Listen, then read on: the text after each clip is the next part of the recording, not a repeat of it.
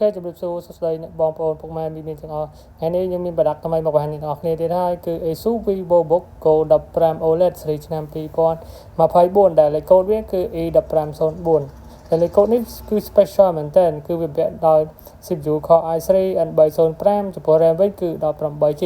ចំណែក SSD វិញគឺពី56 PCIe ហើយចំពោះទំហំអេក្រង់វិញគឺ 15.6 OLED គឺច្បាស់មែនទែនហើយចំពោះ PCIe វិញគឺ Intel Grapich មកជាមួយផងដែរហើយចំពោះលេខកូដនេះគឺ key ភ្លើង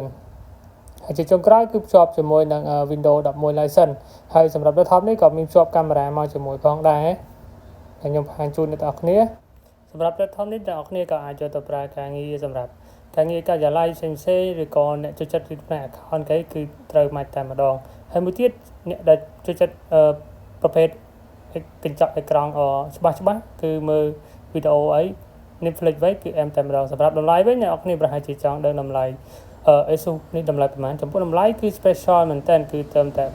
$449តែប៉ុណ្ណោះហើយបូកជាមួយនឹងការថែមជូននៅកាដូជាច្រើនទៀតឥឡូវខ្ញុំសូមរូបរាងជូនអ្នកនរគ្នាទាំងមុខទាំងក្រោយគឺស្អាតមែនតើអ្នកនរគ្នាអាចមើលហើយទម្ងន់ស្រាលមែនតើគឺត្រឹមតែ1.7 គីឡូតែប៉ុណ្ណោះស្រាលមែនតើសម្រាប់ model នេះអ្នកទាំងអស់គ្នាក៏អាចរកជាបាននៅ Vitek Computer ឬក៏អាចមួយទៀតអាចទំនាក់ទំនងតាមលេខទូរស័ព្ទដែលខ្ញុំដាក់នៅ caption ខាងលើអូខេខ្ញុំមានតែប៉ុណ្្នឹងទេកុំភ្លេចជួបគ្នានៅវីដេអូក្រោយណាបាយបាយ